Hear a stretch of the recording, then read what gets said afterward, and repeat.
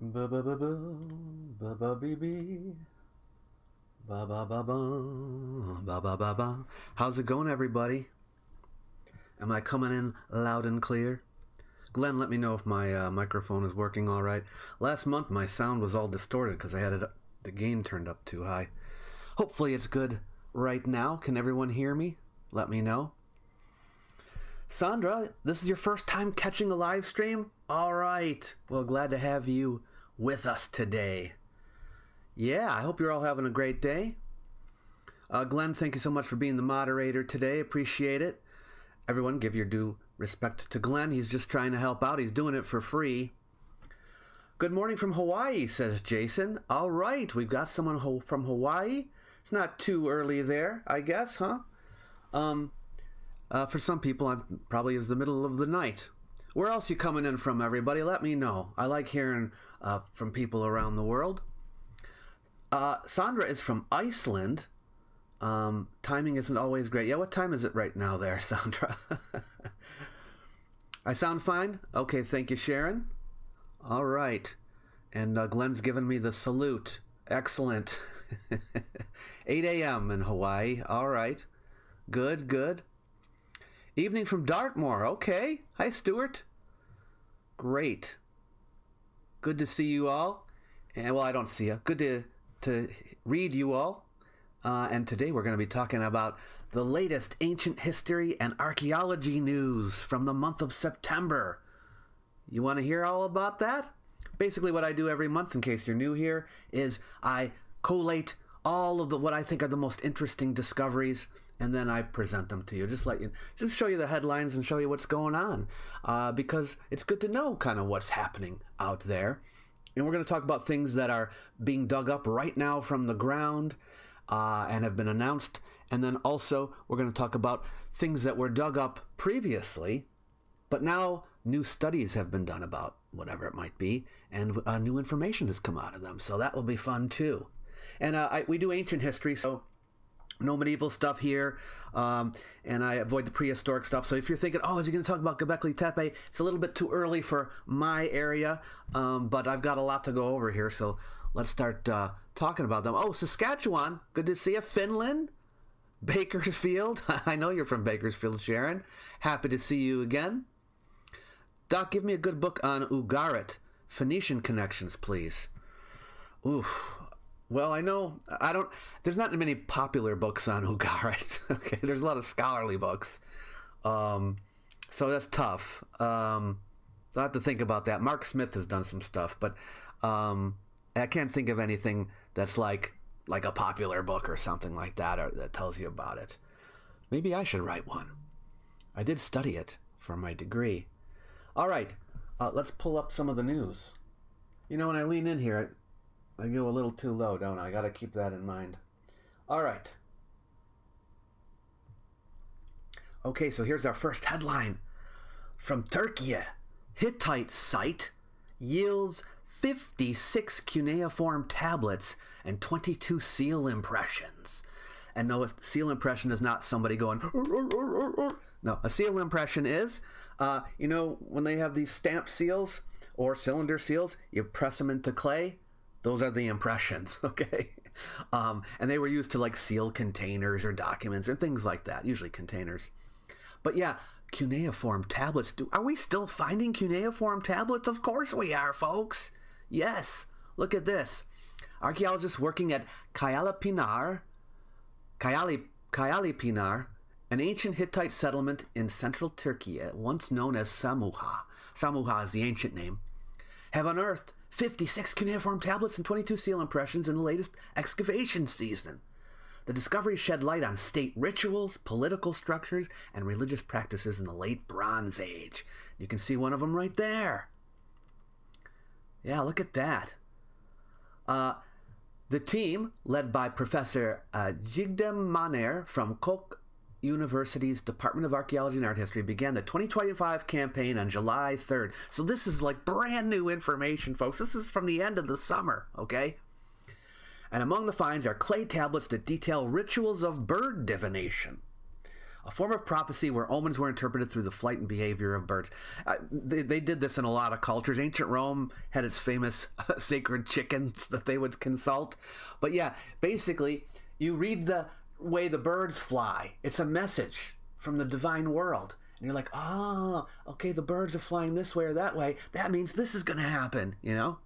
Or in the case of the sacred chickens, the way they peck their food, they eat their food. It's all a pattern, folks. You just got to be able to read it, okay? Yeah, anyway, so they found some bird divination texts.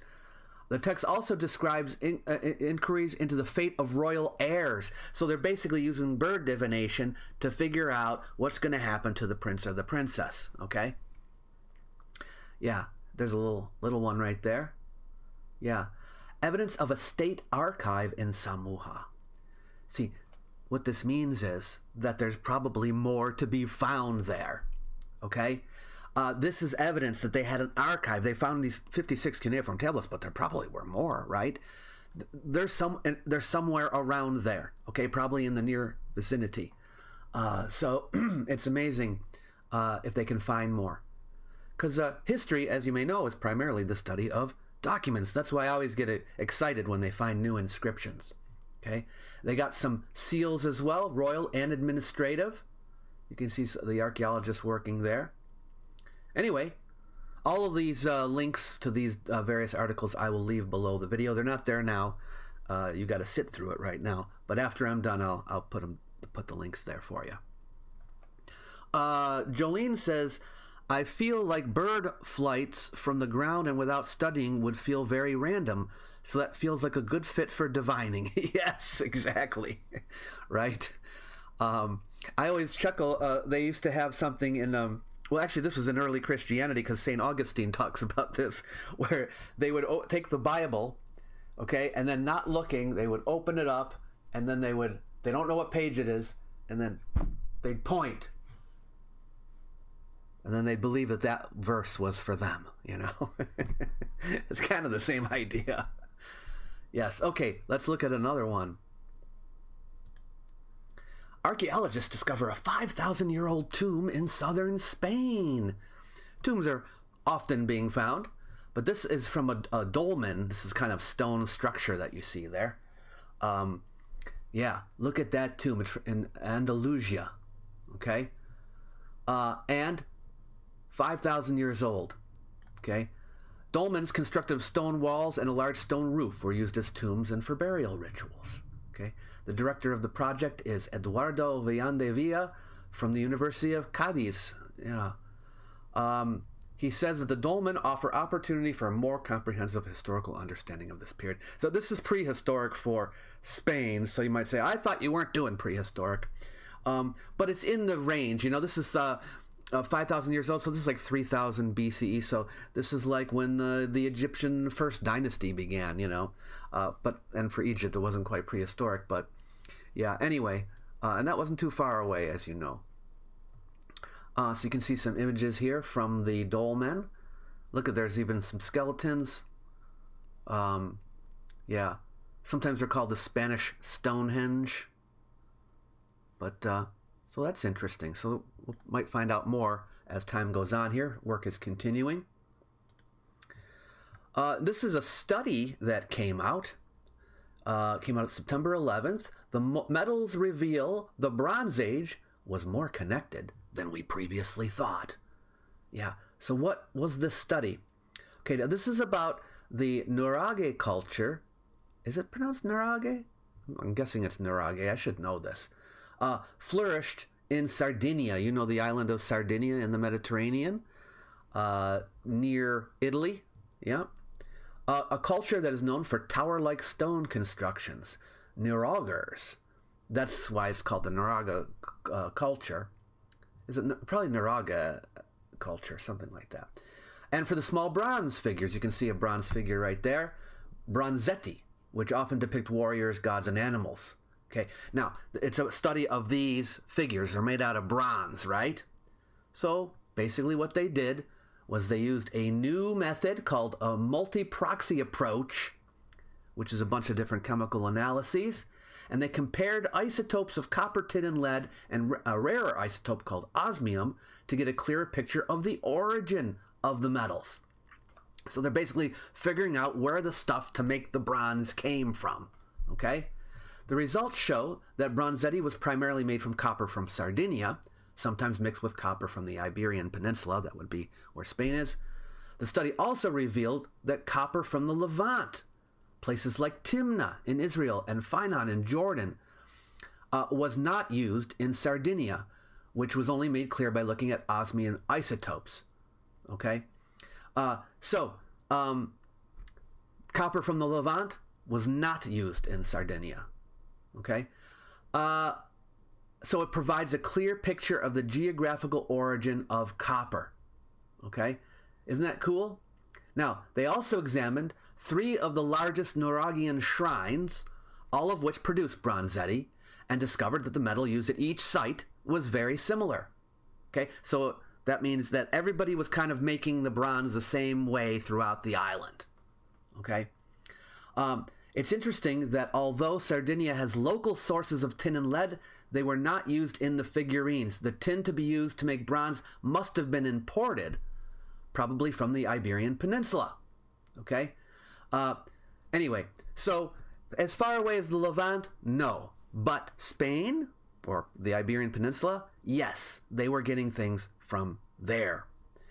You might say, well, that's not very far. But in the Bronze Age, okay, we're talking about between 1,000 and 800 BC. Oh, wait, that's the Nordic connection. The Nargi culture, does it give you a date for it? I should know this by heart. I think it's around that time. I'm pretty sure it's around that time. And yeah, they were importing it from Spain. So previously they thought, well, maybe they were just getting everything from Sardinia, but no, they weren't. So there you go. So I thought that was interesting. All right, let's see what comments we got here. Doing this test is not hard at all. Gas chromatography 101. Okay, Pepe. All right. I don't know how to do it. Definitely not Middle Ages, though. That's true. Who discovered copper? I don't think anybody knows, my Roku.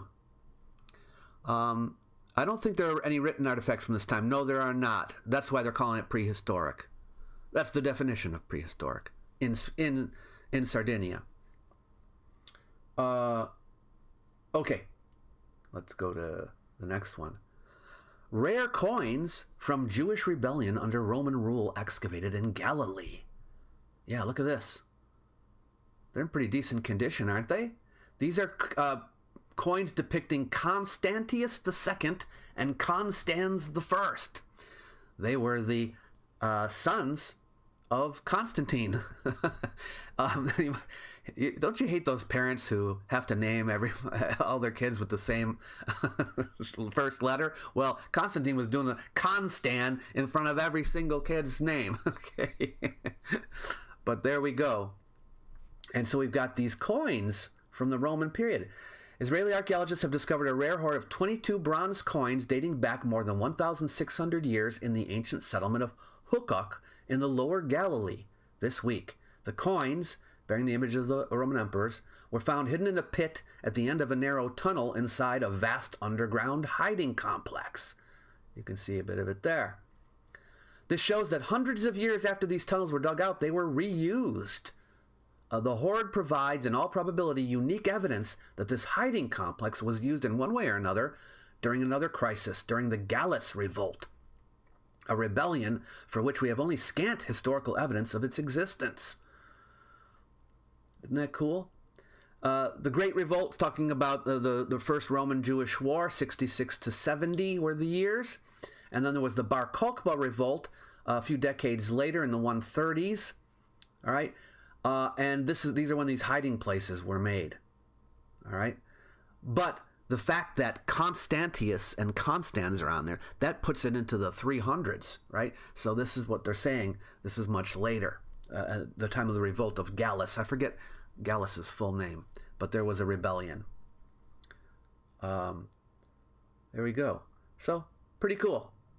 If you love numismatics, coin history, okay, there you go. Glenn says, imagine being an ancient Roman and having multiple daughters, all with given names that are variations on your family name. And why would the coins be there, say Sandra? Well, they probably were there. If they're hiding out there, they need money, probably if someone needs to, I don't know, pick something up at the store or go out and get supplies, right? They need money or to pay people off. I don't know, but they probably brought their money with them into hiding. Okay, let's look at another one here. Armenian and European archaeologists unveil ancient dragon stones. They're called Vishapakars in Armenia, revealing clues to prehistoric water cult. Oh, I'm going to get a lot of complaints for doing the prehistoric again. But these are kind of like in the period where other places around them were not prehistoric. So that's kind of, they're not that far back in time, okay? Anyway, these well, look, I can say just V-shops for short, okay? New study came out in Nature, and these are what they look like, okay? And people are wondering, what are they for, these dragon stones? And they're called that because it looks like there's dragons on them. Well, the study, led by two people from Yerevan State University and the Institute of Archaeology and Ethnography, all right, with contributions from others, okay, analyzed the size and elevation of 115 of these vishops across Armenia. They're carved of andesite or basalt, by the way, which are very hard stones, okay? And there are three types. There are fish-shaped ones, stylized cattle hide, and hybrids. Yeah.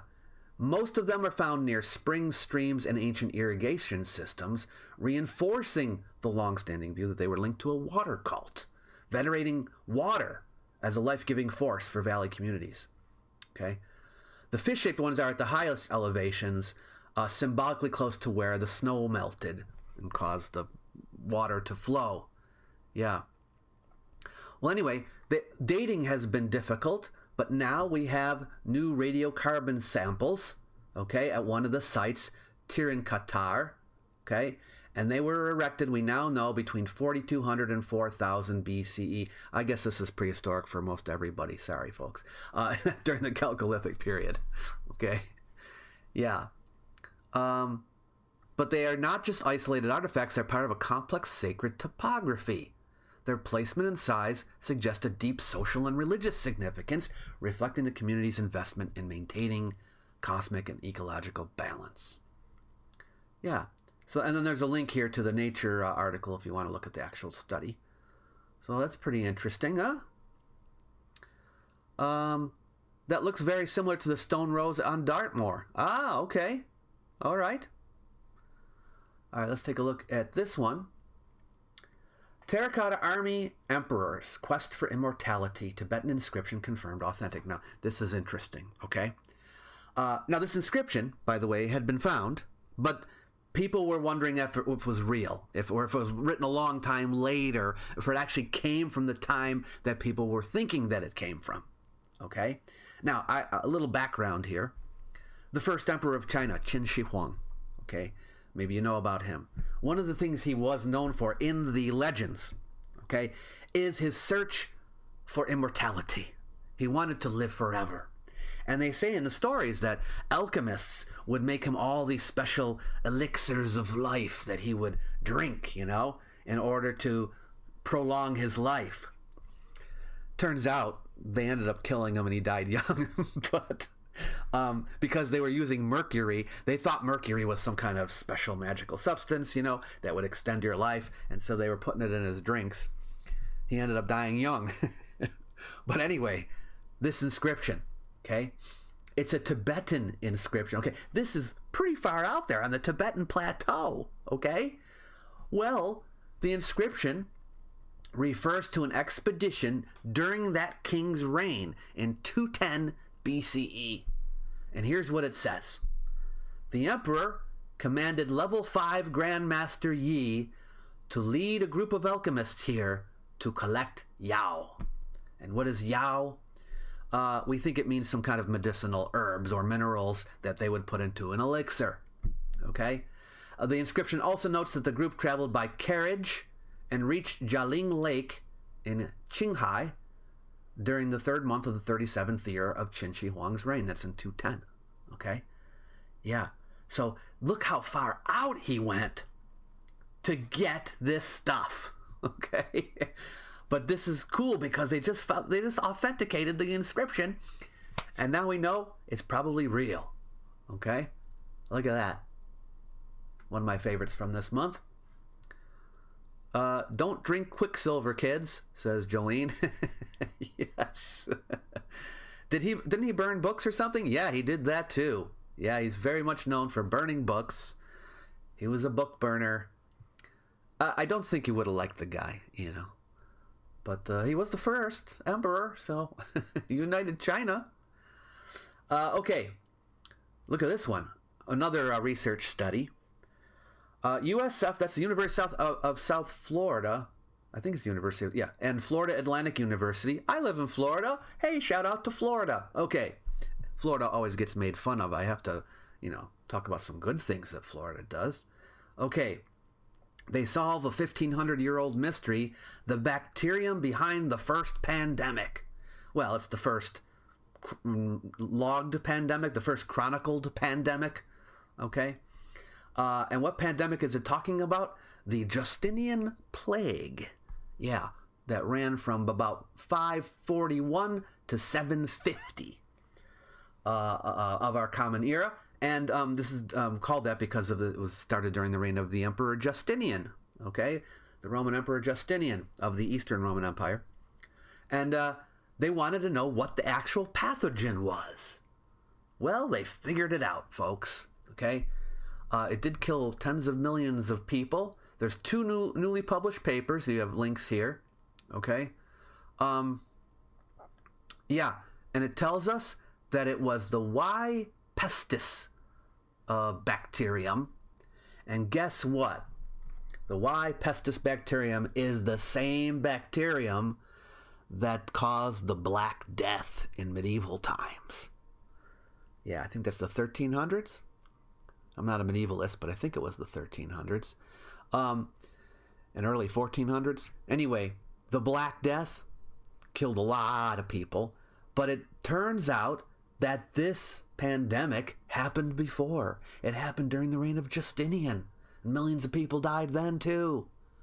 Isn't that something? Justinian was a backwater yokel. Yeah, he got made fun of back in the day. Archaeological articles don't use DOI. They often do, but this is a media. This is a newspaper. Well, actually, this is from the University of South Florida, but most of these are from the newspapers. But the studies would have a DOI when you go back to them. They should. Jolene says the condition for pandemics require urban environments, so they can only happen so far back in history. This very well may be among the first, even including ones still unknown. Maybe, but you know they had cities in Sumerian times. They probably had breakouts, I'm sure. Oh, but a pandemic.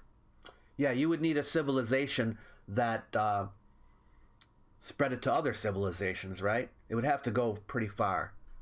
Yeah. There were plagues, I guess, but not pandemics, maybe. You could be right. You could be right. Not made as much fun of as Justin. Sure. Remains of a strategic Roman bridge uncovered in Switzerland. Now, the reason why I thought this was kind of cool is because wood was preserved. Yeah, Roman lumber. Isn't that kind of cool? Look at that. The remains of a Roman bridge were uncovered in Egerton, I don't know if that's how you say it, about 20 miles northwest of Bern, Switzerland, earlier this month. By the way, I had the original Miami Herald, but they wouldn't allow ad blocker. And that's funny because I have these. Well, I guess that's their own ad. So I switched to this one. Experts found more than 300 oak piles well preserved in waterlogged soil near the Tiller or Zil River. There the bridge once stood, connecting either side of the major waterway, outside of the gates of the small Roman town Petinesca. Yeah. The wood dates back to the Roman era and indicates the bridge underwent multiple repairs over a 400-year period of use. Dendrochronological analysis. You know, they do the tree rings. You can do that on wood, okay? And it shows that the trees were cut down around 40 BCE. So that's probably when they built the bridge, okay? But the most recent wood dates from the reign of Emperor Valentinian in 369 CE, 400 years later. So yeah, they were repairing the bridge up until that time, at least. Yeah. Isn't that cool to see actual cut wood from Roman times? That's the only photo they got. But pretty cool. Okay. Drought in Iraq unearths more than 2,000 years old tombs. Wait, wouldn't it be 2,000-year-old tombs? Something like that. Anyway, the newly discovered tombs are... Come on, I have ad blocker on, I thought. Okay. The newly discovered tombs are believed to date back to the Hellenistic or Hellenistic Seleucid period. You can see a little bit there. This is on the banks of the Mosul Dam. Okay. Archaeologists in drought hit Iraq. Iraq has experienced a drought lately, and this has enabled archaeologists to find things that they normally wouldn't have found because the water levels have gone down. Okay. And they found a huge cemetery near the Mosul Dam, 2,300 years old. So far, we've discovered approximately 40 tombs. Bekas Brafkani, the director of antiquities in Duhok and leader of the archaeological work at the site, said on Saturday. You can see some more work there. Now, they're not. It's in Iraq, but just because it's in Iraq doesn't mean it's ancient Mesopotamia. Well, it is ancient Mesopotamia, but it doesn't mean it's ancient, Sumer or anything like that. Yeah, this is Hellenistic or Hellenistic Seleucid. So this is when the Greeks and Macedonians were ruling over the area. But this huge field of a cemetery. So I thought that was kind of interesting. But there's no great finds that they've announced yet, but I just want to make you aware of it. Maybe in a month or two, we'll find out some more things they got there, okay? Okay, here's another one. This is kind of a small find, but some of the little finds are interesting for various reasons. So this one is a whistle. A 3,300-year-old ancient Egyptian whistle, used by a police officer, most likely. Okay, it's a perforated cow toe bone that was used as a whistle. Okay, now it was found a little while ago, but they just had a new study just come out that has identified it. Okay, it was found at Akhenaten. This is the city of Akhenaten, city of Pharaoh Akhenaten. It was only occupied during his reign. It is the first bone whistle to be found from ancient Egypt and was likely used by a police officer who was monitoring workers of a royal tomb thousands of years ago. Yeah. They discovered the whistle in 2008. So this is an example of how sometimes it takes years before we figure things out, right? Things that have been found. As a matter of fact, if you want to be an archaeologist, you could be all kinds of different archaeologists, and it's not always just excavating. You could be one of the ones that study things in the lab that were found in the ground, right? From even years ago, and do the work on it there, depending on what kind of archaeology you want to do. You're not just whistling Dixie. That's right, Kevin. That's right. What are you guys talking about? Yersinia pestis has been detected in the Bronze Age. Yeah, it's been around for a while. Surely all you'd need would be regular meetings and trade routes. I'm not sure. You guys are in the middle of a conversation that I'm not privy to. I could go back and look, but probably the same time they get to the bottom of the labyrinth. Never, LOL. It'd cost way too much to divert and keep the water out for the Egyptian government to approve it. I'm not sure what you guys are talking about. Okay. But anyway, I thought that was kind of interesting. So if you find an old cow toe bone, maybe you can make a whistle out of it. And then we got here, this is again something kind of small, but I thought it was interesting. Sling stones for ancient slings. This is a weapon that was used very commonly back in the day. And David and Goliath, that was a sling, okay? Same idea. Well, these are the actual stones that were used for that purpose. You have to pick out the right kind of stones. They got to have the right weight, the right shape, okay? And here's some sling stones. Now, this is from the Urartian settlement here, the Urartian castle, they're calling it. It's a fortress. And you can see the fort here was up on a ridge. Kavus Tepe Castle, it's called. Built by Urartian king Sarduri II. Okay? Now, this is quite old. It's dated back to the first millennium BC. So this is right around the same time that the Assyrian Empire was around. Okay? And here they are. Now, you might be, how do you tell a sling stone from a regular stone? But you can, because you can tell they've been shaped, you know, not through natural formation. So there are ways for archaeologists to tell between artificial and natural. Yeah. Oh, look, they even tested one out. I hope he could find it again. Yeah. And here you can see some other pictures. The work has been ongoing here, excavations at the Urartian castle, and I think this year I've had a couple other announcements from it as well. So stay tuned for more. They're finding more things. Urartu is one of those cultures that we don't hear a lot about because there hasn't been a lot found yet, and so excavations like this are very important. Okay. Let's do another one here. Discovery of a complete new copy of the Canopus Decree in Egypt's Sharqiya Governorate. Now, what is the Canopus Decree? We've actually found it already. Okay. You might say, what? They found it again? It's another copy. It's another one. And it's complete. Now, the original one, I think, also is complete. Fairly complete, anyway. So they found another one, because this is what happened. This, by the way, has come from the Ptolemaic period. This is when the Macedonians were ruling over Egypt, the Ptolemies. And, you know, Cleopatra was one of the Ptolemies. And whenever they would have a decree, they want to announce something to the country, you have to put a bunch of these up all over the place. So they put them up all over the place, around the country, you know. And from time to time we find one, but rarely do we find two. Even though there probably were maybe even hundreds of them, we don't find usually more than one. The Rosetta Stone is one of these. It would be really cool if we found another Rosetta Stone. And there probably might be one out there somewhere. But this is a Canopus Decree, and it's very similar to the Rosetta Stone because it too has different scripts on it. Egyptian hieroglyphs, I think it has all three, and Greek and Demotic, which is cursive hieroglyphs on it. I'm pretty sure it does.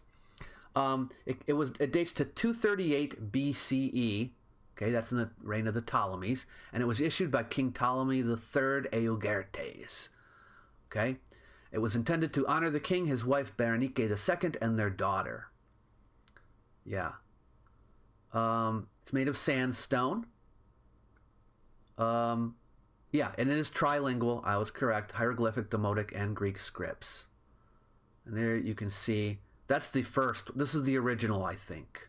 This one's in the museum. So there's the original one. The one that we found, I mean. And here's the new one. Yeah. This one looks a little bit better than this one, doesn't it? Certainly in better shape. Yeah. Isn't that cool? I think that's the Egyptian Museum in Cairo, if I'm not mistaken. Yeah.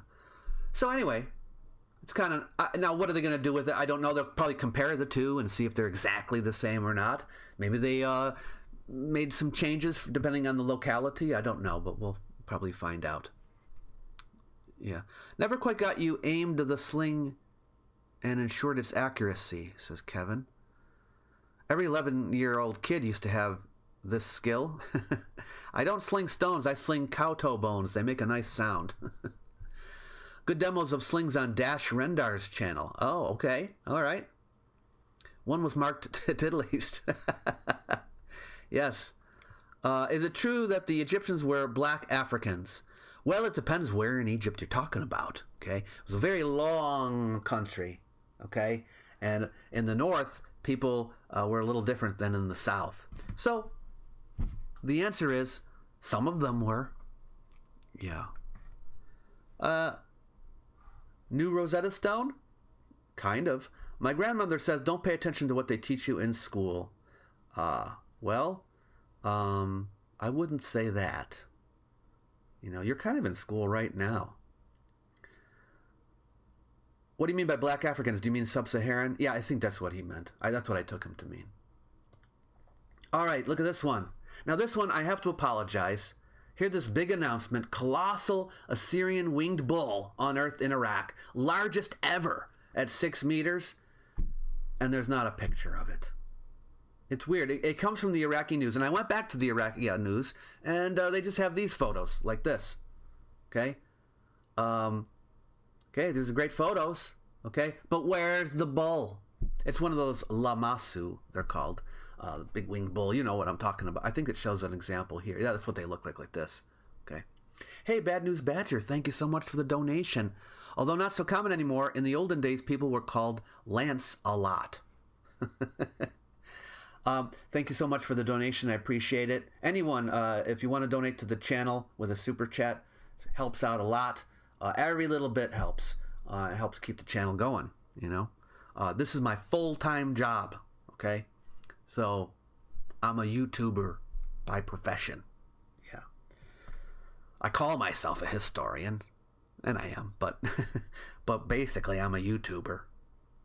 Okay. Anyway, so maybe they'll show us a picture one of these days of this giant... Maybe it's not completely unearthed yet, but they could at least show us part of it, but they haven't yet. It's cool, though, that they're digging there. It's at Mosul, where they're doing the digging. Okay. Look at this one. A magnificent Samaritan agricultural estate decorated with mosaics was uncovered in Kafr Qasim. Okay. Now, do you know what a Samaritan is? You probably heard of the Good Samaritan, right? One of the parables of Jesus. A Samaritan, the Samaritans were a group of people who lived in the Roman period, and maybe even in the before that in the Hellenistic period, just north of Judea, and they were religiously, well, they were probably also ethnically related to the Jews, but they weren't. The Jews did not see them as the same, and the Samaritans didn't see them as the same either. But their religions had similarities in that the Samaritans used the Torah, okay, the 5 books of Moses. They used the Torah. They based their religion on it, but they didn't hold other holy books the same as the Jews. So, for example, there are 3 parts to the Jewish Bible, and the Torah is just the first part.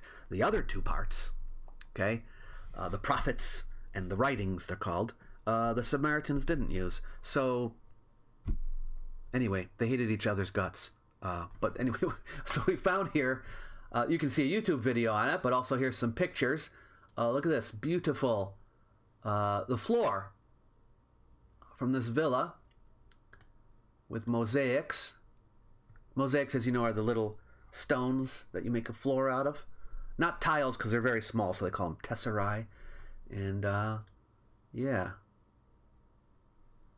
So that's a pretty interesting discovery. See some more of the images here. There's a lot here, see? A lot of work going on. Yeah, so you can read up on that when you get a chance. All right. And then let's go over to Korea. Okay? Ancient Baekje... Oh, yeah, I should have looked up the pronunciation to make sure here. I think it's Baekje? Something like that, tombs in Korea. They've been excavating them. You can see down here them excavating one of the tombs in a place called Jeongup. I don't know how to pronounce Korean. I know how to say kimchi, you know, but yeah. I know how to say gochugaru. Yeah. But I don't know how to say all these names. But anyway, they excavated these tombs, okay, and this is from the Middle Region culture, 18 BCE to 660 CE. So we're in that period right here.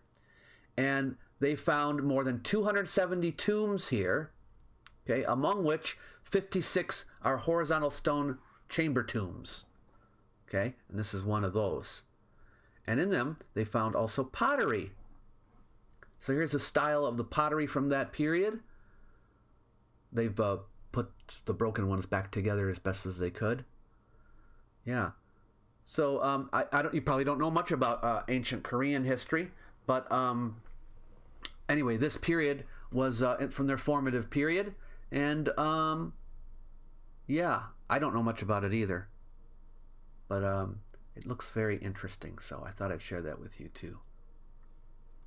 Hello from Granada. Well, glad to have you.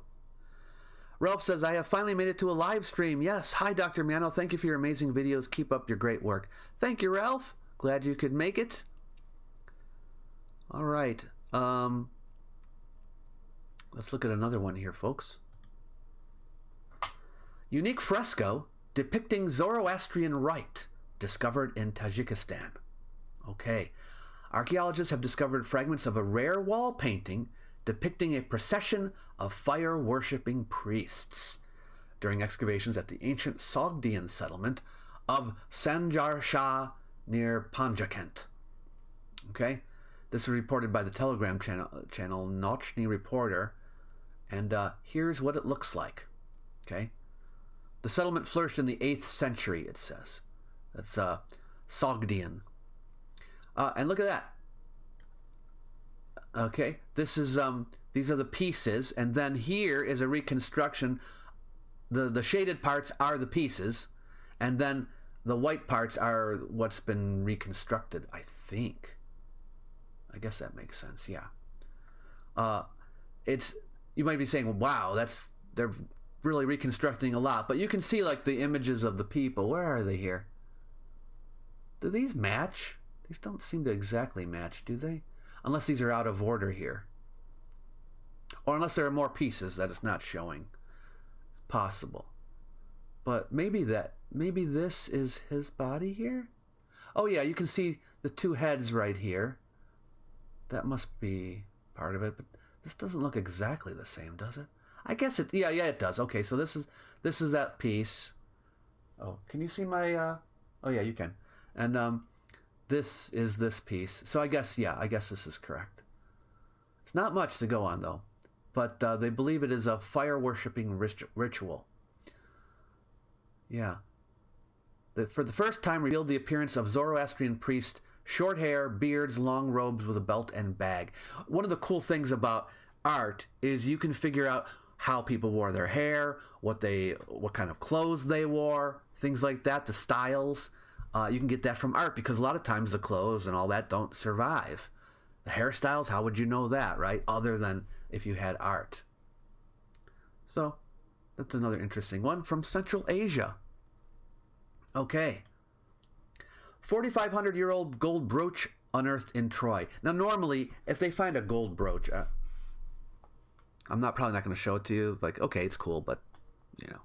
But it's from Troy. You know, I figured I have to show it. Did you know that excavations are still ongoing at Troy? You know, you get people complaining that, like, why don't they excavate Göbekli Tepe faster? You know? They're still excavating Troy. Do you know when Troy began to be excavated? In the 1800s. Okay? What about Pompeii? They're still excavating Pompeii. Okay? That's been undergoing excavation for a long time, all right? Excavation, all of that research takes a long time, folks, all right? Anyway, so this is from Troy. And what's cool about the brooch, you can see it here. I'll show you a close-up. There it is. Yeah, it's made out of gold and jade, and it dates back to 2500 BCE. So this is actually 1,000 years prior to the Trojan War, all right? Very early at Troy. Yeah, Troy was around for a long time. This is from Troy level 2, just so you know. That's way down there. And Troy level 7, I think, is what the Trojan War was. So there are 5 layers on top of it. Yeah. But anyway, I thought that was an interesting find. A nice gold brooch. I've always said brooch. I know some people say brooch, but I've always heard it said brooch. before the Greeks came and destroyed their technology. I want more bronze gold. Without dynamite, thankfully. I know, Stuart, Schliemann. Well, actually, I heard, Stuart, that what happened was I made a post on X about Schliemann using dynamite. And the Schliemann Foundation replied to my post and said, that's false accusation. He never used dynamite. So I don't know. So they're saying it didn't happen. He was, let's just put it this way, he was very destructive. But maybe he didn't use dynamite. They say he didn't use dynamite, so who knows? Okay. Troy was a stronghold of the Ethiopian peoples. That's the first I heard of that. I thought the Trojans lived there. Cody says, could be throwing cannabis in the fire. Oh, interesting. The Scythians and many other nomadic tribes had such rituals. Well, if they're Zoroastrians, I think we know a little bit more about their rituals, and I'm not sure if they use cannabis, but you never know. I believe the newly discovered Egyptian stela is written entirely in hieroglyphs, not Demotic and Greek. Oh, Anna, is that right? Did I read that wrong? Let's take another look at it. I have to know if I was right. It is shorter. It's hard to see the bottom, but maybe it is. So when I was reading about this, it was talking about the original. Is that what I read when I said about there being 3? Oh, you're right. You're right. Thank you for catching that. Okay, so that means that wherever this one was put up, the people there probably didn't speak Greek. Yeah, and the hieroglyphs would have been good enough. Interesting. I kind of like that story better. Yeah. Okay. Why do excavations take that long, Prof? There's a lot to do. Because remember, I was telling you, archaeology is not just about digging it up. Then it's all the work you have to do after you dig it up, right? You have to catalog everything, right? Take photos of everything. You have to analyze everything, right? That takes a super long time. And then you can go back. Because remember, every time you dig down another level, you destroy the level above it. So you have to do all the study of that level first before you dig down further, because you're going to ruin it. So, yeah. Also, another reason is sometimes excavations stop for a while, like with Troy and with Pompeii. There are periods of rest where they're not doing anything, and then they come back. So that happens too. Yeah. So, but anyway, it does take a long time, even if they're doing it every year. Why do you besmirch the memory of Heinrich? Jason says it's an archaeological principle to leave something for the future, so they never completely excavate a site except mitigation context when a site will be completely destroyed. Yeah, basically excavation is kind of like taking a slice of cake. Okay? You take a piece and you can see the various levels as you go down, and it gives you a general understanding of what's in the cake. Okay? But you're not going to eat the whole cake because you're going to save it for other people, because maybe they can use that untouched area to do some research or study that you weren't able to do. Maybe there's going to be some new analytical methods of dating or whatever, analysis of chemical composition of things or what that you don't have. And once you destroy it, nobody can do it, right? So yeah, so you wait, you do your section, you study it as much as you can, and then in the future, next generation, somebody can do another section. Yeah. All right. Where were we here? Here's another single object, but I thought it was interesting. What's with the ads? Okay. Sicily, a helmet from the 241 BC. This is, by the way, translated from Italian. if it sounds kind of awkward in English, that's why. Battle of the Egedi recovered at sea. So the Egedi Islands are what we're talking about. There was a naval battle on these islands in 241 BC. Does anyone know what conflict we are talking about? near Sicily in 241 BCE. What war was this? We're going to test you, everybody. Well, actually, it says it on the screen, so all you have to do is look. But anyway, this is from the First Punic War. Yeah, between Rome and Carthage. Okay, they were fighting over Sicily in that war. All right, and there was a battle there, a naval battle. Okay, anyway, here's the helmet that they found. Look at that. Isn't that cool?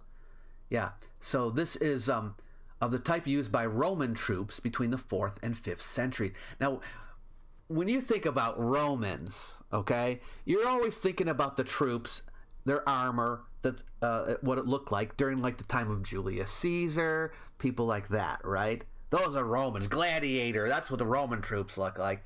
Well, guess what, folks? They had a different style of armor in the earlier days, and this is one of their helmets. Okay, yeah, those things are separated. Those are the flaps on the side, I believe. Yeah.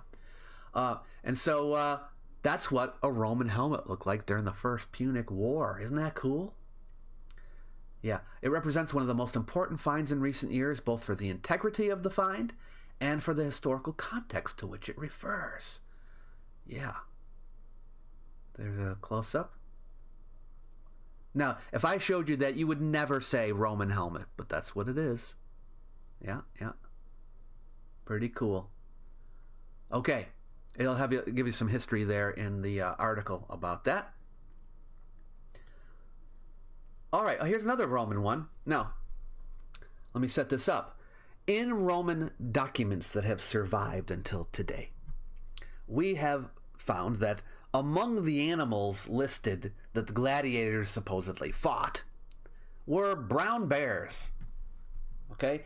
That, yeah, in the arena, gladiators would sometimes fight brown bears. Okay? But as far as I know, we have never discovered the actual bones of a brown bear that participated in one of these events until now. Okay? So we have confirmation with actual brown bear bones from the Roman amphitheater at Viminacium,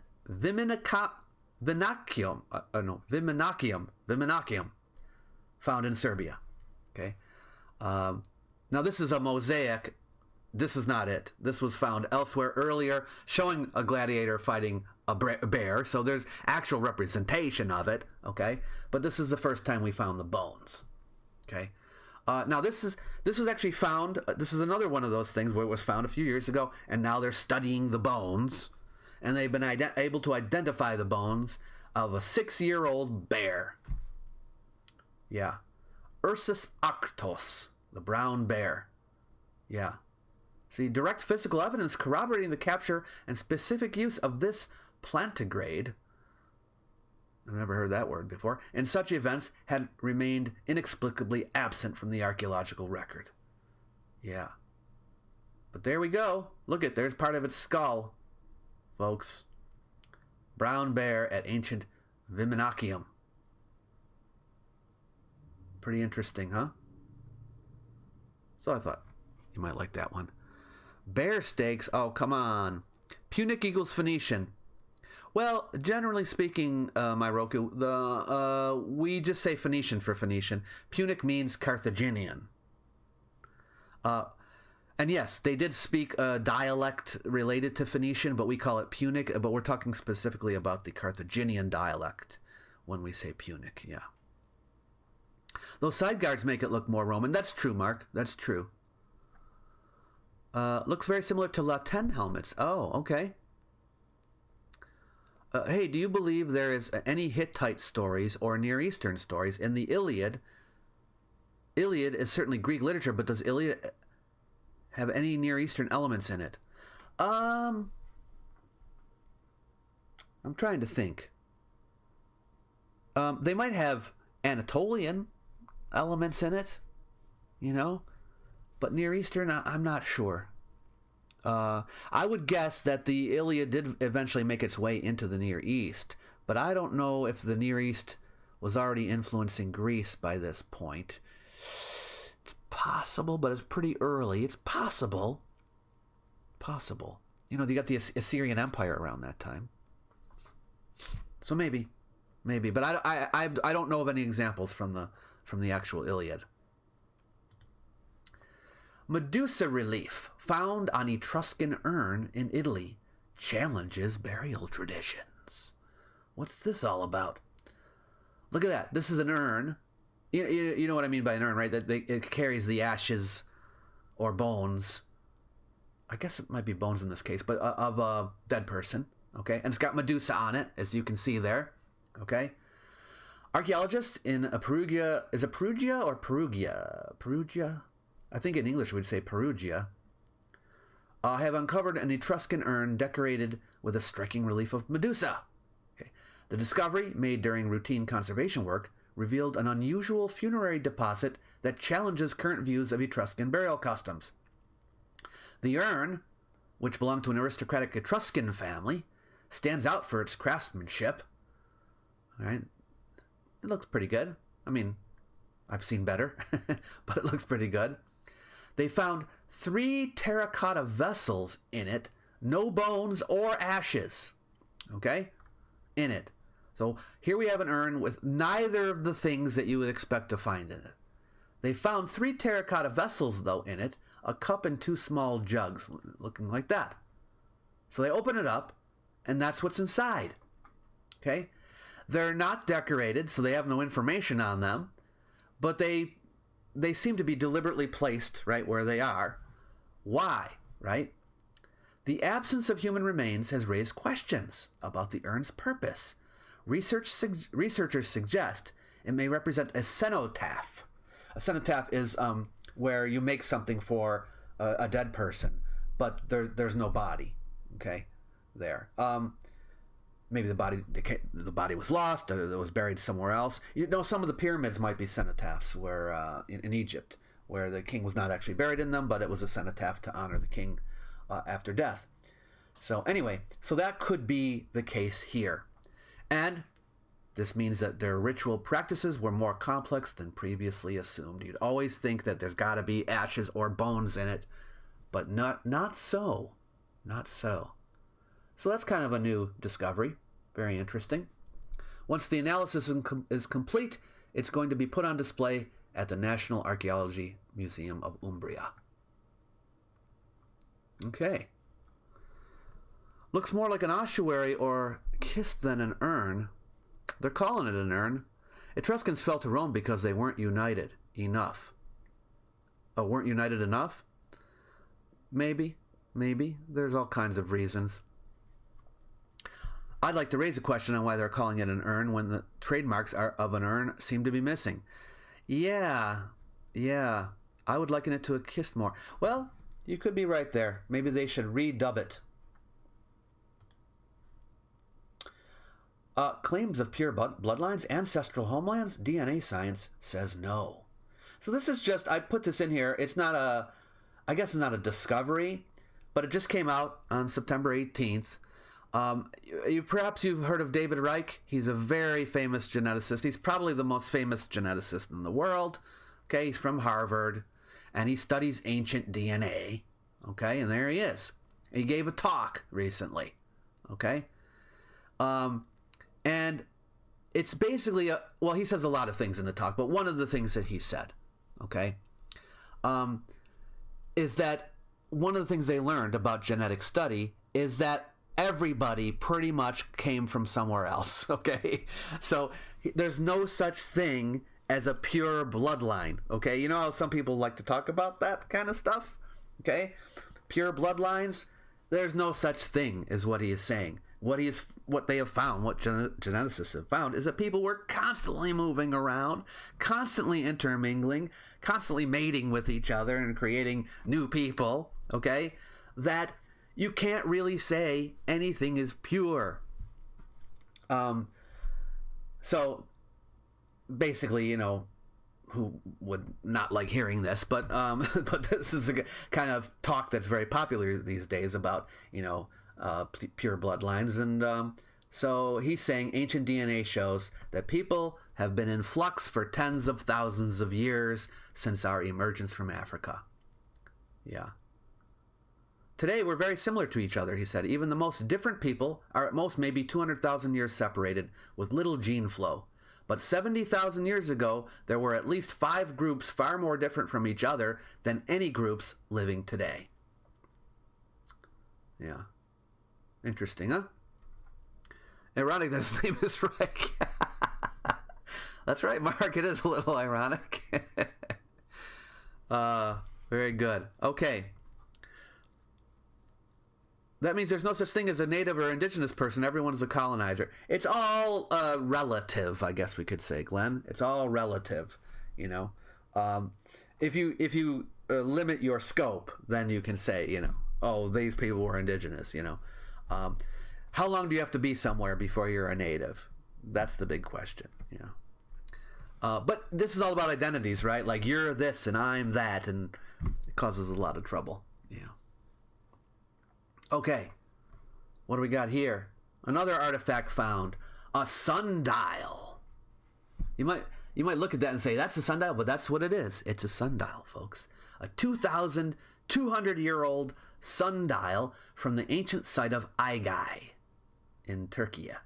Yeah. It's a really well-preserved settlement in the Aeolis region, and they found this Hellenistic-era sundial. Hellenistic era would be after Alexander the Great, when his generals were ruling all these countries, okay? The artifact, found in a single undamaged piece inside the city's Bouleuterion, that's the council house, provides fresh evidence of the advanced scientific knowledge and artistic craftsmanship of the time. Yeah. The dial was mounted on a Doric-style column capital. So it was up on top of a column, okay? And elevate, well, actually, just the top of the column. You don't want it to be up too high because then you can't read it. So on the top of a column capital. Its front was carved in the shape of a ship's prow. You probably thought it looked a little bit like a ship's prow. With eye motifs on either side as protective symbols, bronze rods once cast shadows to indicate the time, while a central line allowed observers to track solstices and other astronomical events. Isn't that cool? Looks like it's in the museum already, though. Is it that they found it and then they've now figured out that it's a sundial? Oh, it says sundial, I think, down here on the... So maybe they just put it in the museum after they figured it out. But, yeah. And this is the ancient site of Aigai. It's now on exhibit at the Manisa Museum. I guess it was just put there. But for those of you who are interested in ancient technology, this would count. Okay? Yeah. All right. This is really cool. I'm doing a lot of single artifacts here, but there's some interesting ones that have been found. Okay. This is a articulated terracotta doll. What does articulated mean? It means it's in pieces, like the arms and the legs, and you have to attach them. It was found at the Torre Paradones Archaeological Park in Italy. It's already an open park where people can go around in the archaeological park, but they're doing work there too. Okay, this is in Spain. Okay, from the Roman era, and here is what they found. Isn't that something? It's a Roman doll. Okay. It's made out of ivory, amber, bone, and wood, and terracotta. Yeah.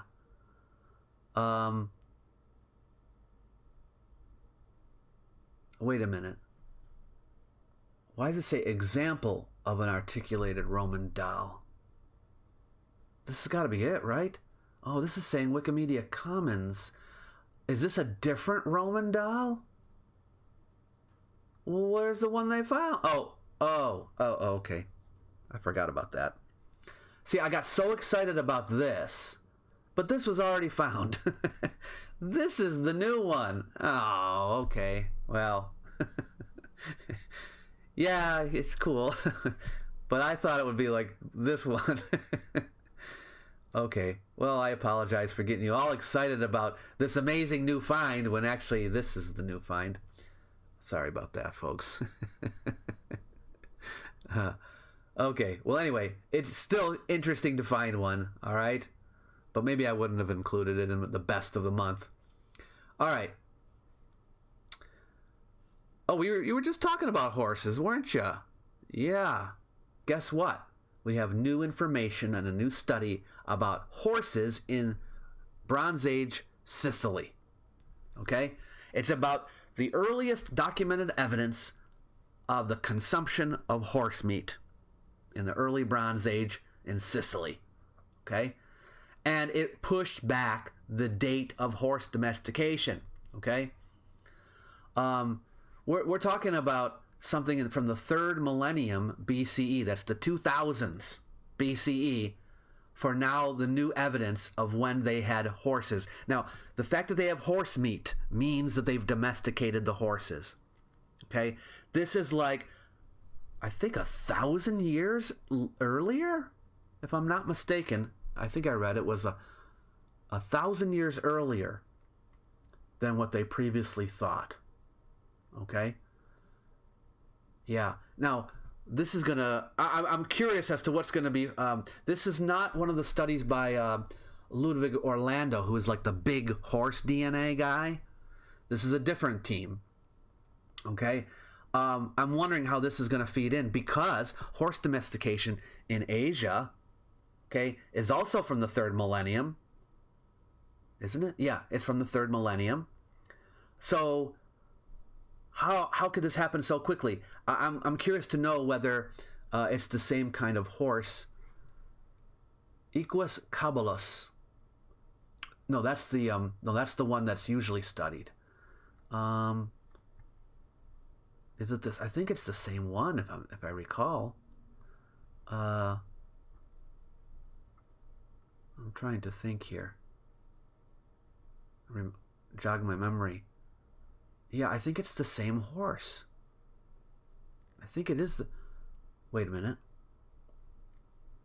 They're talking about all these other horse species that existed prior. Equids, I should say. Anyway.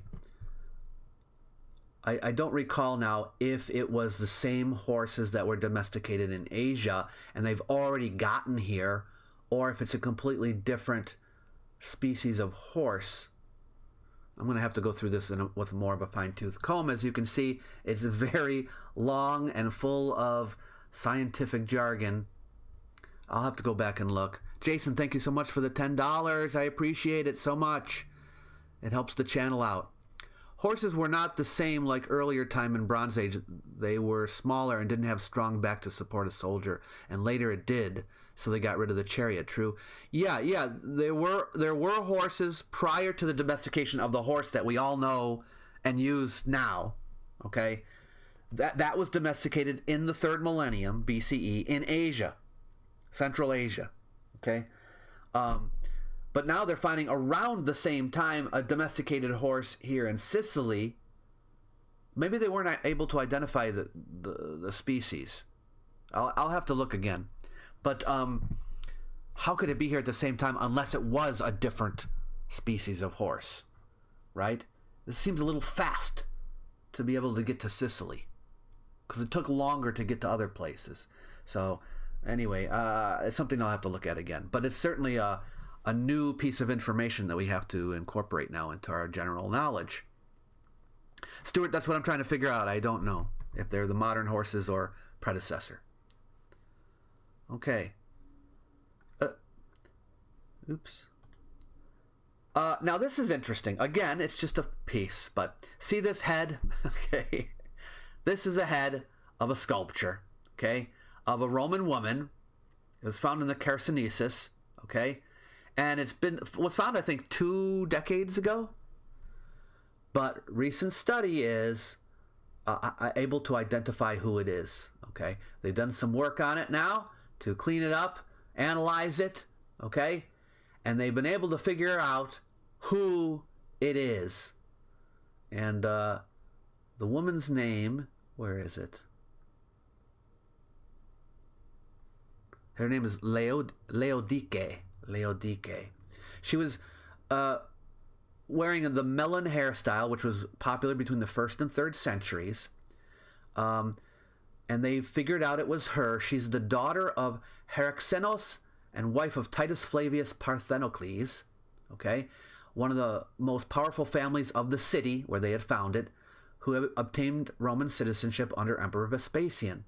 There is an inscription, okay, that says, this is the inscription here, and this inscription says that they made a statue in honor of Laodike for her services. So they think that this is her, okay? And why did they make her a statue? The researchers connected to the most important political event in the history of Chersonesus at the time, obtaining Eleutheria, which is free city status, from Rome. I guess she was instrumental in being able to accomplish that. Okay. We do have some inscriptions that mention an embassy to Rome in 138 and another one in the 140s. Okay. So she probably participated in this effort, and when they finally did get their free city status, she was given an honor. Yeah. Now, they don't have the rest of her body, but maybe they'll find it. Who knows? So that's kind of cool, too. So again, it's not just the digging it up that's the important part. It's the analyzing it afterward. Okay? All right.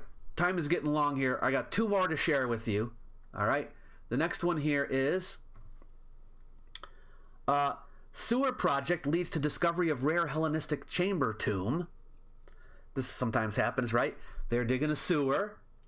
This is in Manduria in Italy's Taranto province. Okay? They were putting in a new sewer pipeline, and they found a tomb from the Hellenistic period. It dates to the 4th century BCE. And look at that. Can you imagine working on the sewer, and then you come across this? Pretty interesting. Yeah, now, the Messapians were people that lived around that time in the Taranto area of Italy, an ancient Italic people, okay? They were in the area known as Apulia from at least the 8th century BCE. Now, this is from the 4th century BCE, but that's not that much later, okay? So they were influenced by the Greeks, but they themselves are not Greeks. They are people from Italy. Yeah. Apparently nothing was found in the tomb, but... And then another one, the last one here I got for you, is something similar. They found a wealthy ancient Roman tomb in Albania, the first one ever found in that country. Ooh. You can see in this video the inside of this tomb. This is much nicer. This is later times. This is marble and all that from Roman times.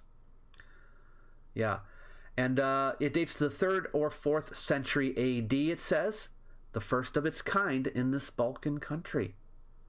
They were tipped off by locals who had noticed some unusual stones on a plateau near the North Macedonian border. So the archaeologists came in and they found the tomb. Here's it from the top. They found a piece of fabric in it. Yeah, they found some glass plates and knives. But it had been robbed at least twice. The occupant's name was inscribed in Greek letters, but carried in a Latin meaning. Oh, where's the name? Did they have the name? Oh, yeah. Galliano. A name typical of the Roman period. Wouldn't it be Gallianus? Galliano. Interesting. Okay, well, anyway. So, thank you so much, everybody, for tuning in. I hope you enjoyed learning about all these discoveries this month. I do this once a month because I know I do a yearly greatest discoveries video, but I can't include all this stuff. So it's nice to know that every month new things are being found. Our knowledge of ancient history is being updated. So yeah, I hope you enjoy it. If you did like it, please like the video or give a super chat to show that you really liked it. Thank you so much for all your comments and questions. And I will see you next month. Oh, by the way, tomorrow a new video is coming out. So stay tuned. I've got a video from ancient Egypt. It's on the ground in Egypt. We're going to the Temple of Edfu. It's one of the most famous temples of Egypt. Don't miss that one, okay? All right. We'll see you later, everybody.